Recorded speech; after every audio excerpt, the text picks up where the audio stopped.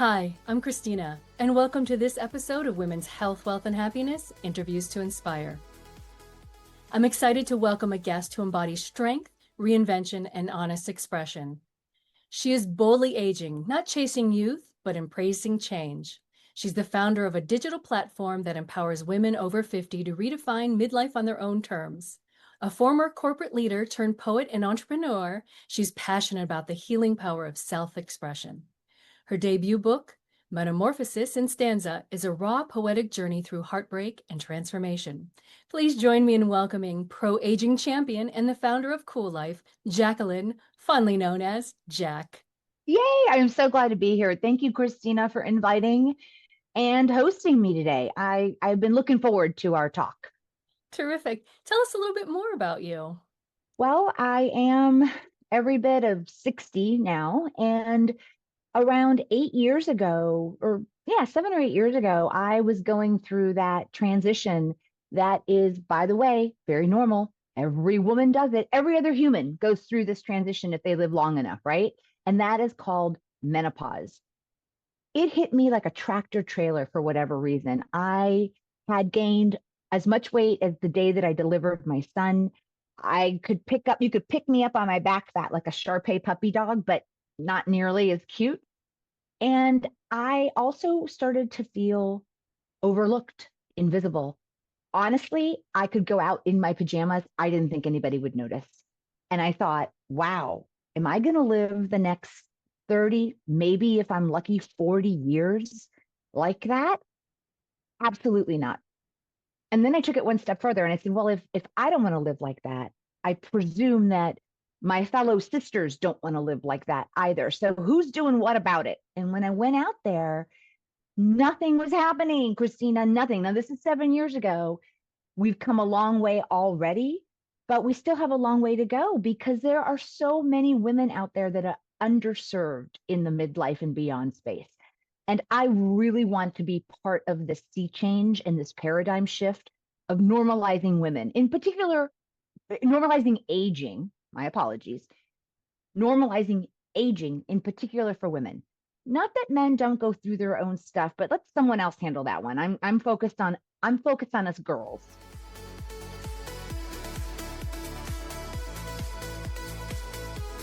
Jack, your health word is resilient. Tell us what resilient means to you. Well, in particular, when it comes to health, aging is not for sissies. And I don't care, how active you are. I don't care how healthy you have been your whole life. Stuff starts to come undone. It just does, right? The parts are getting old, the pieces are getting worn, and it becomes a bigger job to stay healthy as we age. It just becomes a bigger job. And I think resilience comes into play because we need to be resilient when we're not feeling it. When we're not feeling the workout, we're not feeling the exercise because we hurt. I, in particular, am feeling a lot of that right now, Christina. They say that there are two times when a body ages sort of exponentially quickly. And the first time is in your early 40s, and then the second time is in your early 60s. And I'm not making it up. I hurt more. My muscles, my joints, everything is just a little more cattywampus than it was, say, 2 or 3 years ago. And so for me, staying healthy and maintaining my health, which which basically is not negotiable for me, not negotiable because nothing else matters. Nothing else will matter to me if my health isn't at least intact. And anyone who's ever come up or come against a health crisis knows that no matter how important the issue was they were thinking about yesterday, as soon as they get some sort of health crisis prognosis, that issue's gone. And what's at the forefront is how do you stay healthy? How do you get your health back? And so to maintain health as we age, I believe we have to be pretty resilient. I just read an article this week that talked about what you just said, the aging process. And it mentioned three times 35, 60, and 75, which Oh, I get to do it again in a few years. I'm so excited. I thought it was so interesting to find out. And you think about, okay, what do I need to do to prepare for those moments? I know one of the things you do is you have worked on your fitness routine and working out. Tell us more about that. Well, I have been exercising in one way, shape, or another since I was in high school. I'm very lucky that my body is designed so that it gets endorphins and it gets it fairly quickly. So I'm readily rewarded for exercising. Now, you name it, I've done it. I mean, because I'm old enough now that I've led, remember, you're a little young for this, but you have to know about Jane Fonda and her aerobic in the 70s and in the 80s. And yeah, I led aerobic classes, Jane Fonda, with the whole thing, with the high rise leotard and the leg warmers and the whole and the bandana. Yeah, let's get physical, shall we? So I mean, everything from there to bodybuilding to powerlifting. In my 40s, I really went through a horrible personal change. I went through a divorce and I was a single mom of a small child, and I started martial arts because someone said I could kick and punch things and I really needed to have an outlet. It turns out it ended up being more like an 11 or 12-year journey, and I ended up with a third-degree black belt by the end of it, which I didn't set out. You don't set out to become a black belt. You just show up to class every day. You just show up and you just keep kicking. And 12 or 13 years later, you realize, oh, I've got 3 stripes on my black belt. Not sure how that happened. And even now, even today, I will do high intensity training, heavy weightlifting. I'm a big believer that women, especially small women, need to push heavy weights around because we lose so much muscle mass and bone density. And the only way to keep it at bay, I mean, I've had osteopenia now for a long time, and I believe that I am keeping it at bay from becoming full on, osteoporosis by pushing a lot of heavy weight around and eating well. Tell us about your eating habits because that's a big deal when you're trying to lose weight. So you're talking about the change that you went through because I've heard a lot of women talk about when they hit that menopause, like suddenly there's that balloon. I've heard that often. Yeah, girl, I'm 5'2". I weighed 140 pounds. For me, and I don't know how this is going to land for you or your audience, but where I have finally realized what works for me is intuitive eating. I really pay attention to what am I craving? And I don't necessarily give myself the item I'm craving. I dig a little bit further. I'm like, well, why am I craving that? Is that because I need protein? Is that because I'm low on iron? I mean, what's driving that craving? Because sometimes I'll crave something that's not the healthiest choice in that bucket, but it's not that I wanted that. I can find a healthier choice in the bucket. I just needed more protein or more fat or whatever it is. And so I do a lot of that. And I'm a big intermittent faster. And I intermittent fast, meaning I believe that confusion, I believe our bodies adjust to what we do repetitively over and over again. So if you do the exact same workout routine, your body will eventually become very efficient at it and you won't get the rewards from it that you want. And I believe the same thing is true if you train your body that you're always going to get food in a particular window. I believe your body then adjusts to that. So I keep my body confused as much as possible. I love that. And it's so interesting because I've learned all about the intermittent fasting and the mindful eating because yes, when you're having those cravings, just like you said, what is it that your body actually needs? Can you share a particular story about with us about resilience and bouncing back through one of your life challenges? Absolutely. I would love to share that. About 4 years ago, almost 4 years ago, my son was getting ready to leave for university. He and his godbrother, my godson, decided that they wanted to jump out of an airplane before they went to college. I wasn't going to let them do that alone. What if they got hurt? They needed an adult with them, didn't they? I decided to go with them. I have already jumped out of an airplane. I've done it twice. I did not need to do it again, Christina. I promise you, I did not need to do it again. Yet there I found myself, jumping out of this airplane with the boys, and it didn't go so well for me.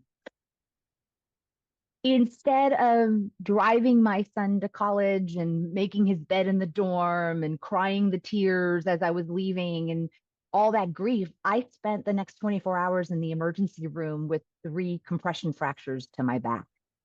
And that was in August. I didn't really get to do that rite of passage with my son because I basically spent the next 3 to 4 months struggling to walk, to regain my strength. And here's the thing. Here's the clincher. That happened in August. I ran the 10K in Charleston by April. Wow. Yeah, That's incredible. that's resilience. That's determination. That's focus. Now, mind you, I didn't get to process the grief of losing my son, so that got to sit in the waiting room for me for later. And it came back around, by the way. It didn't disappear. It patiently waited for me. It's like, okay, well, when she's healed up with her back, we'll show up. Well, here's a fun question for you. Which was harder, him going to kindergarten or him going off to college? Kindergarten. Kindergarten.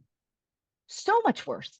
I remember registering him for kindergarten, crying. And I looked at the register person and I said, I bet you've never seen this before. She's like, no, you're pretty unique. So much sarcasm in her voice. What impact has your openness and talking about your health helped your own healing? Oh, wow. Well, I think talking about it and being open about it and following the rules, which I don't typically do, but this time I did. I mean, they told me do X and I did X. I didn't push back, which I normally do, but I was so worried, so scared that I was never going to walk again that at that point in time, I was so grateful that I had an opportunity to heal, that I was going to be humble and pay attention and follow the directions, which I don't normally do. And so that was a big part of learning for me to slow myself down, to accept an answer that I didn't want to hear, meaning, no, you still have to wait 2 more weeks before you do that. What do you mean I have to wait 2 more weeks? The me in my 40s, even in my 50s, I would have said, you wait 2 weeks. I'm not waiting 2 weeks. You know what I mean? Like, but this time I did. I did. And I believed I was rewarded because I did heal. I did. And then I was able to show up. And not only did I run the 10K, I was faster than all of my friends that ran it with me, and they were younger. And I did really well for my age category. So I felt like, hey, I can end my running career on a high. I'm done running, by the way. I'm done running. But I'm glad that I did it. You know what I mean? I'm glad I did that one last time. Absolutely. The check off the bucket list. Did it. Yeah.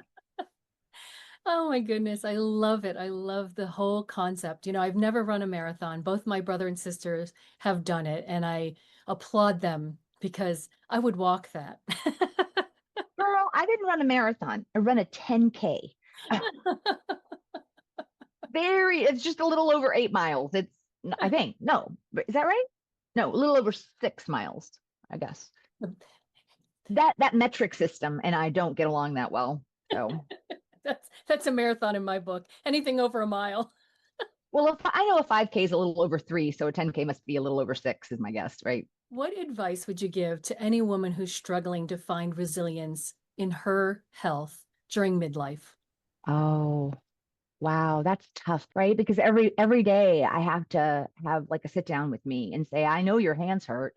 I know your elbow doesn't straighten. I know, but you still have to move because the alternative is so much worse. If a woman is able to look herself in the mirror and have that conversation with herself, that's one way. If not, get support. Get an accountability person. Like, I'm my own worst accountability person. I don't really utilize other people for accountability so much, although my BF sometimes gives me nag lines. That's her accountability. Like, did you make your doctor's appointment? Did you make your doctor's appointment? Did you make your doctor's appointment? You're like, oh my God, how do I make you stop? By making your doctor's appointment. That's how you make me stop. So maybe you need someone who says, did you get your exercise in? Did you get your exercise in? It's really okay. I mean, it's really okay to not be completely self-sufficiently resilient. It's okay to lean on loved ones or friends or apps or classes or gyms or whatever. If you need some outside structure to get yourself there, use it. I mean, there's no shame in that, I don't think.